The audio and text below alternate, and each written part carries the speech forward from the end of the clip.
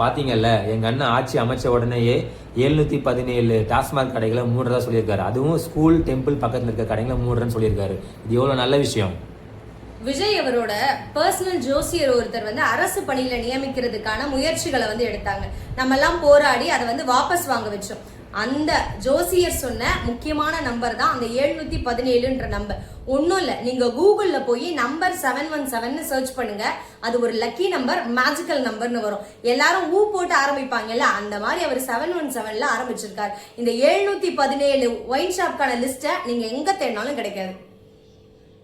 இல்லையே, நாங்க எல்லா நியூஸ்லயும் நடுநிலை செய்திகள்லயும் வீடியோஸ்லயும் பார்த்தோமே, சில டாஸ்மாக் ஒயின் ஷாப்லாம் மூடினதா செய்தி வந்துச்சு.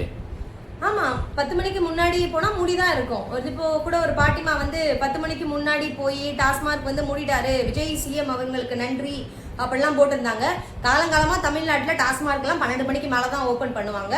அது இல்லாம சில கவர்மெண்ட் டாஸ்மாக் எல்லாம் க்ளோஸ் பண்ணிட்டு பக்கத்திலேயே பிரைவேட் பார் எல்லாம் ஓபன் பண்ணிருக்காங்க. இதுதான் நடந்திருக்கே தவிர உருப்படியா எதுவும் நடக்கல.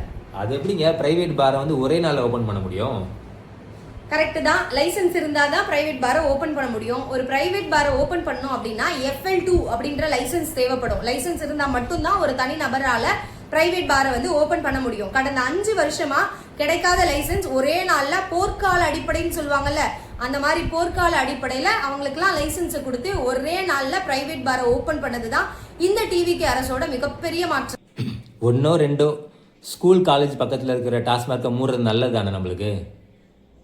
உங்களுக்கு நான் ஒரு 2 இன்சிடென்ட் சொல்றேன். ஒன்னு, மதுரையில ஃபாத்திமா காலேஜ்க்கு பக்கத்துல, அதாவது 100 மீட்டருக்குள்ள இருக்கு ஒரு ஒயின் ஷாப், நல்லா சேல்ஸ் ஆகுற ஒரு ஒயின் ஷாப். 200 மீட்டருக்கு தள்ளி இன்னொரு ஒயின் ஷாப் இருக்கு, அது சேல்ஸ் ஆகாத ஒயின் ஷாப். அப்போ நீங்க பள்ளிக்கோ காலேஜ்க்கோ பக்கத்துல இருக்க ஒயின் ஷாப்பை க்ளோஸ் பண்ணணும்னா எதை க்ளோஸ் பண்ணிருக்கணும்? அந்த 100 மீட்டருக்குள்ள இருக்கிற ஒயின் ஷாப்பை தானே க்ளோஸ் பண்ணிருக்கணும். ஆனா அதை க்ளோஸ் பண்ணாம 200 மீட்டர் தள்ளி சேல்ஸ் ஆகாத ஒயின் ஷாப்பை க்ளோஸ் பண்ணிருக்காங்க. இது ஒரு இன்சிடென்ட். இன்னொரு இன்சிடென்ட், நாமக்கல்ல ஒரு பிரைவேட் பார் வர்றதுக்காக ஒரு பள்ளிக்கூடத்தை மூடுறதுக்கான முயற்சியை அரசு அதிகாரிகள் ரொம்ப வேகமா செயல்படுத்துறாங்க. அப்ப உங்களுடைய அந்த ஆணை என்ன சொல்ல வருது அப்படின்னா, பள்ளிக்கூடத்துக்கோ காலேஜுக்கோ பக்கத்துல இருக்க ஒயின் ஷாப்பை மூடுறது இல்ல, ஒயின் ஷாப்பை வர்றதுக்கு பள்ளிக்கூடத்தை மூடுறது. சோ டாஸ்மாக் கடைகளை குறைக்கிறத பத்தி ஒட்டுமொத்தமா உங்க கருத்து தான் என்ன? தாவேக அரசு கொண்டு வந்திருக்க இந்த டாஸ்மாக் கடைகளை குறைப்பேன் அப்படின்னு சொல்ற திட்டம் ஒரு மிகப்பெரிய ஸ்கேம். ஆக்சுவலா இவங்க ஆட்சிக்கு வர்றதுக்கு முன்னாடி திமுக அரசு பாட்டிலுக்கு 10 ரூபாய் அதிகமா வாங்குறாங்க, அந்த 10 ரூபாய் எல்லாம் செந்தில் பாலாஜி அவரோட வீட்டுக்கு தான் போகுது அப்படின்னு சொல்லி, இதுக்கப்புறம் நாங்க டாஸ்மாக் கடையெல்லாம் மூடிடுவோம், அதுவும் ஒழிச்சிருவோம் அப்படின்னு சொல்லி தான் அவங்க ஆட்சிக்கே வந்தாங்க. ஆனா ஆட்சிக்கு வந்ததுக்கு பிறகும் பாட்டிலுக்கு 10 ரூபான்றது 20 ரூபாய் வரையும் வசூலிக்க ஆரம்பிச்சிட்டாங்க. அப்போ இந்த பைசா எல்லாம் விஜய் உங்க வீட்டுக்கு தானே போகுது.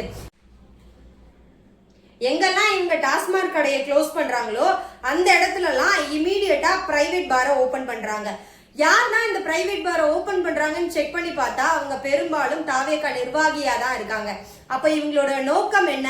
மது கடைகளை குறைக்கிறது இந்த ஸ்கீம் கிடையாது. அதுக்கு பதிலா தாவேகா நிர்வாகிகளை பிரைவேட் பாரோட ஓனரா ஆக்குறது தான் இந்த மிகப்பெரிய ஸ்கேம்.